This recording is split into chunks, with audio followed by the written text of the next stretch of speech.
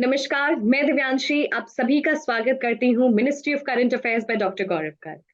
आज इस interview session में हमारे साथ जुड़े हैं रोहित झा, जिन्होंने एसबीआई क्लर्क 2022 एग्जामिनेशन क्लियर किया है।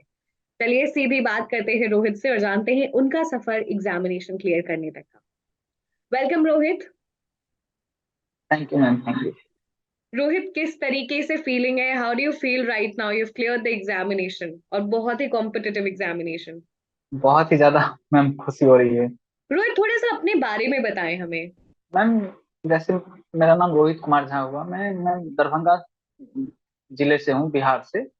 और मैम, मैंने बैंकिंग की प्रिपरेशन पिछले ही साल चालू की थी। जब पिछले साल एसबीआई क्लर्क का ही पेपर आया था, जब उसका नोटिफिकेशन आया था उसी टाइम मैम मैंने चालू किया था बैंकिंग का प्रिपरेशन। और तब से मैम मैं कर रहा था। तो पिछले साल मेरा प्री हुआ था एसबीआई क्लर्क का, लेकिन मेंस नहीं हो पाया था। और इस साल मैम तो आपका ये दूसरा प्रयास है जिसमें आपका प्रीलिम्स मेंस दोनों ही क्लियर हो चुका है और रिजल्ट आपके साथ है।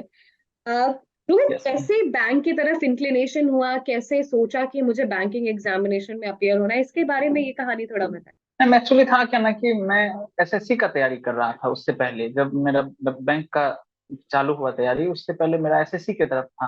तो जब लॉकडाउन हुआ उससे पहले मेरा एसएससी का सीएचएसएल का एग्जाम होने वाला था। तो अचानक से हुआ क्या कि लॉकडाउन होने के कारण मेरा सीएचएसएल का एग्जाम पोस्टपोन्ड होके फिर अक्टूबर में हो गया, मार्च के बाद।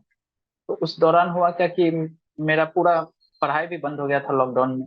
तो फिर अचानक से एसबीआई क्लर्क का फॉर्म आया, तो फिर मैंने देखा कि इसमें तो बहुत जल्दी ही सिलेक्शन भी हो जाता है और बहुत जल्दी ज्वाइनिंग भी हो जाता है। तो फिर मेरे भैया थे जो कि अभी ऑलरेडी वर्किंग भी हैं, और एक मेरे अपने भैया हैं, वो भी तैयारी कर रहे थे उस टाइम। तो दोनों से मैं बात करने के बाद मैंने डिसाइड किया कि इसी का तैयारी किया जाए, बैंकिंग का।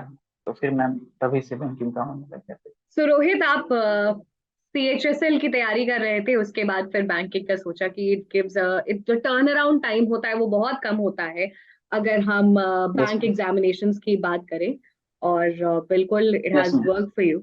तो तैयारी, जब आप एसएससी की तैयारी करते हैं तो जो थोड़ा बहुत बेस आपका अच्छा तैयार हो जाता है और मुझे लगता है मिलता जुलता पैटर्न रहता है बैंकिंग एग्जामिनेशन का भी। तो थोड़ा सा यस बताइए उस मैम। जर्नी के बारे में कि कैसे तैयारी शुरू की। बट मैम जैसे पैटर्न, क्वेश्चंस, सेक्शंस ऑल दो सेम होते हैं लेकिन कैरेक्टरिस्टिक एग्जामिनेशन के अलग होते हैं, तो उस बारे में बताएं।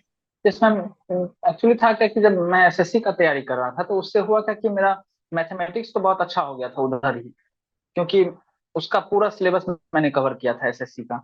तो उससे हुआ क्या कि मैथमेटिक्स में तो कभी कोई प्रॉब्लम ही नहीं था शुरू से ही, कि बैंकिंग में भी बन ही रहे थे सारे क्वेश्चन, बस स्पीड पे काम करना था। तो उस पे थोड़ा वर्क किया 1-2 महीने, तो वो मैथमेटिक्स तो मेरा हो गया था सही। बस मेरा प्रॉब्लम हो रहा था जब मैंने चालू किया था, तो रीजनिंग में पजल समझने में 1-2 महीने लग गए थे कि कैसे बनते हैं। तो वो सीखने में जो टाइम लगा 1-2 महीने, तो फिर मैं, वो भैया लोग भी थे तो उन लोगों से पूछ पूछ के कि कैसे अप्रोच करना है पजल को, वो सीखते सीखते मैम 1-2 महीने मुझे टाइम लगा था। फिर मेरा रीजनिंग भी हो गया था। और मैम इंग्लिश तो वही एसएससी से ही था, एसएससी से ही हो ही रहा था इंग्लिश का तैयारी, तो उधर से ही बहुत सा ज्यादा हेल्प मिल गया। इधर थोड़ा एडिटोरियल सब आता है, तो वो सब पढ़ पढ़ के मैम ठीक हो गया था मेरा इंग्लिश भी। तो मेनली मैम मेरा एसएससी का तैयारी जो था वही हेल्प हुआ है यहाँ पे भी, बैंकिंग में भी। बस थोड़ा सा रीजनिंग का सेक्शन जो है वो थोड़ा अलग आता है इधर, तो उस पे स्पेशल काम करना पड़ा मुझे। तो जो स्पेशल काम आपने रीजनिंग पे किया उसको हमारे साथ शेयर कर। मै- मैम रीजनिंग में मैंने क्या क्या था कि शुरू शुरू में पहले जित एक तो मैम मैं कोई कोर्स नहीं परचेज किया था मैंने, तो यूट्यूब के थ्रू जितने भी टीचर हैं जो भी, उधर था क्या कि रीजनिंग में 1-2 टीचर थे जो अच्छे अच्छे थे यूट्यूब पे, तो उनसे मैंने, उनके वीडियो के थ्रू मैंने प्रिपेयर किया। फिर मैं पजल तो मैंने खुद से ही सीखा पूरा बनाना कि कैसे बनाना है, और भैया थे मेरे वही हेल्प किए मुझे। और जो भी न्यू न्यू कुछ कॉन्सेप्ट थे वो मैंने यूट्यूब से सीखा मेनली। तो उसी से मेरा रीजनिंग हो गया। जब हम बात करते हैं तो बहुत ही कॉम्पिटिटिव एग्जामिनेशन होता है और प्रीलिम्स एक बहुत बड़ा चैलेंज के तरह सभी के सामने एक वॉल की तरह होता है। तो प्रीलिम्स के लिए क्या बस खास टिप्स सजेशन आपकी तरफ से होगा, उसके बारे में थोड़ा बातचीत करें। मैम, मेनली प्रीलिम्स के लिए मैंने जो किया था, मैंने ये किया था कि मैम पहले मैंने पूरा कॉन्सेप्ट सीखा एक एक जो जो आते हैं एग्जाम में। उसका मैम मेरा मेनली जो भी तैयारी था वो मेन फोकस उसमें मॉक पे था कि मेरा मॉक डेली का मॉक का रूटीन था मेरा, 3-4 मॉक डेली मैं लगाता था प्रीलिम्स के टाइम। वो तो मेनली मैम मेरा स्पीड मॉक से ही आया। तो पिछले ही साल जब मेरा पहला ही वो प्रीलिम्स हुआ था, तो उसी टाइम मैंने 60-70 करीब मॉक दे दिए थे प्रीलिम्स के ही। तो पहले ही प्रीलिम्स में मेरा मैम 87 नंबर आ गया था एसबीआई में ही। लेकिन पिछले साल मेरा मेंस नहीं हुआ था, तो उससे हुआ क्या कि प्रीलिम्स का इतना अच्छा तैयारी हो गया था कि फिर बाद में बस जब एग्जाम आते थे तो 10-15 मॉक देते थे प्रीलिम्स का, तो हो जाता था। तो प्रीलिम्स का मेनली मॉक से ही होना है। सेक्शनल मॉक और जितने भी मॉक होते हैं वो दे के उससे स्पीड बनाया जा सकता है। पहले कॉन्सेप्ट बिल्डिंग होगा, उसके बाद फिर मॉक से हो जाएगा। एज एन एस्पिरेंट हम एग्जामिनेशन की कई बारीकियां समझते हैं जब हम खुद एग्जामिनेशन साइकिल में रहते हैं, तो ऐसी कौन सी बारीकियां आपने पूरी ड्यू कोर्स ऑफ टाइम आपको समझ में आई है जो सभी के लिए इम्पोर्टेंट होगी जानना आपके एक्सपीरियंस से? मैं मेनली जो 2-3 चीज फॉलो करने का कि जो भी एस्पिरेंट हैं वो ज्यादातर क्या करते हैं कि जैसे जीके ही एक सेक्शन आ गया मेंस में, तो उसमें क्या होता है कि बहुत सारे सोर्सों को फॉलो कर लेते हैं हम लोग, 3-4 सोर्स पढ़ लेते हैं, कॉन्फिडेंस नहीं आते रहता है उससे कि हम लोग को कहीं कहीं कुछ छूट ना जाए। तो एक तो वहां काम करने का जरूरत है कि हम लोग एक ही सोर्स को ही फॉलो करें, जिससे हमारे अंदर ये हो सके कि एटलीस्ट जो हम पढ़ के जा रहे हैं वो हमें पूरा आ रहा है। क्योंकि मैम कुछ भी है वो हम पूरा तो कर नहीं सकते हैं, पूरा कवर करना तो बहुत ज्यादा मुश्किल है, कुछ ना कुछ तो छूटना ही है। तो इसीलिए एक सोर्स कोई आप चूज कर लीजिए, उससे डिसाइड कीजिए कि मुझे यही फॉलो करना है, और उसको एकदम अच्छे से उसको पूरा करके जाइए कि इसमें से आएगा तो मेरा तो नहीं छूटता है फिर। क्योंकि मैम कुछ भी पूरा तो हम लोग अब कर नहीं सकते हैं, जीके ही है तो इतना ज्यादा आता है कि 6 महीने में तो कितने न्यूज बन जाते हैं, तो वो तो हम कर नहीं सकते हैं कवर। तो इसलिए मैम मेनली ये रहना चाहिए कि जो भी हम कर रहे हैं एक सोर्स कोई भी सब्जेक्ट हो, चाहे इंग्लिश हो या मैथ्स हो या जीके हो, मेनली जीके में ये काम आता है कि एक सोर्स को एक फॉलो करें हम और उसको पूरा अच्छे से करें। तो उससे मैम मेनली कॉन्फिडेंस उससे हमें मिलता है कि एग्जाम में हम अच्छा ही करेंगे फिर, तो फिर मैम अच्छा जाता है। हमारी आईक्यू गौरव सर का कितना अहम रोल रहा है आपकी इस पूरी जर्नी में? मैम गौरव सर तो मतलब बेस्ट है मेरे लिए। वो शुरू से ही, मैंने जब से बैंकिंग का प्रिपरेशन चालू किया, मेरे एक भैया थे वो, उन्होंने मुझे बताया था उनके बारे में। वो 2016-17 के टाइम में ही उनसे पढ़ते थे, जब वो गौरव सर फ्री में ही पढ़ाते थे यूट्यूब। तो मैम उनके थ्रू ही मुझे पता चला, तो मैंने पहले ही जब मेरा बैंकिंग का प्रिपरेशन चालू हुआ उसी टाइम मैंने इनका कोर्स लिया था सर का। तो फिर मैम गौरव सर का तो मेरे लाइफ में सिर्फ मैम करंट अफेयर या जीके तक की नहीं है उनका रोल, उनसे बहुत कुछ सीखा है मैंने मैम।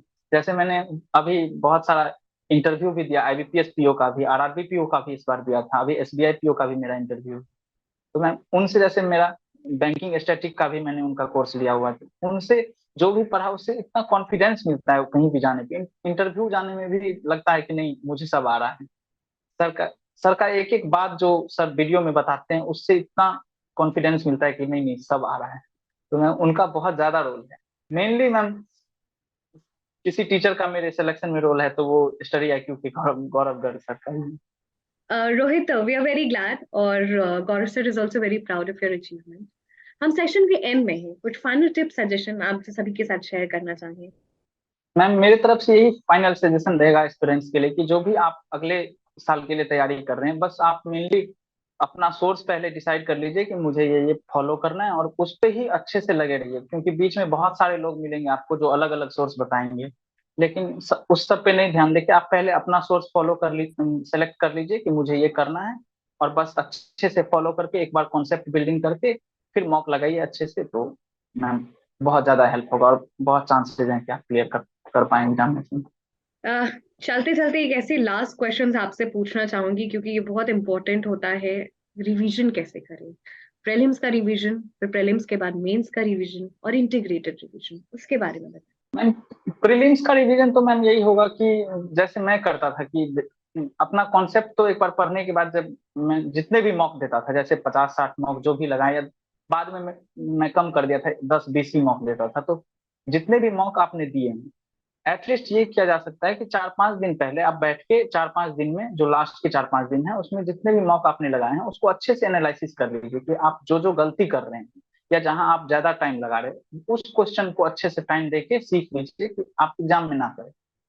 तो वो प्रीलिम्स का तो मैम यही सबसे बेस्ट तरीका है मेरे लिए, भी था यही। और मेंस का तो मेंस में तो मैम मेनली जीके का रिवीजन करना होता है एग्जाम टाइम में, जो कि सारे एस्पिरेंट्स उसी में लगे रहते हैं। तो उसका यही है कि जैसे गौरव गर्ग सर का है, मैं यही करता था कि पहले तो डेली सर का वीडियो देखता था, डेली वाला, डेली करंट अफेयर। और फिर लास्ट टाइम में सर के जो बेस्ट 300 हैं वो इतने ज्यादा हेल्पफुल हैं। मतलब अगर कोई डेली वाला नहीं भी देख के सर का बस 300 देख के चला जाए तो एटलीस्ट कटअप से 15 नंबर तो उसको जरूर ऊपर आएंगे। मेरे हिसाब से ये लगता है, मुझे आते थे क्योंकि बहुत सारे एग्जाम में मुझे आए हैं। आजकल वैसे भी जीके का बहुत ज्यादा रोल है सिलेक्शन में, तो जीके में वही किया जा सकता है कि सर का वीडियो कम से कम आप 5-5 बार हर मंथ का बेस्ट 300 तो अच्छे से देख ही लीजिए, जिससे आपके दिमाग में एकदम छप जाए कि क्या आना। तो वही आता है जो वैसे भी सर जो भी बोलते हैं, एक एक बात सर का बोला हुआ बात ही आ जाता है एग्जाम में। जो भी सर वीडियोज में बताते हैं वो बहुत ज्यादा रहता है प्रोबेबिलिटी कि एग्जाम में आ जाए। तो मैं वही बेस्ट तरीका है कि सर का वीडियो फॉलो करिए अच्छे से 300, और प्रीलिम्स के लिए मॉक का एनालिसिस अच्छे से करिए। Thank you so much Rohit, हमारे साथ जुड़ने के लिए। पूरी टीम की तरफ से ढेर सारी शुभकामनाएं। Wish you good health, good luck. Thank you.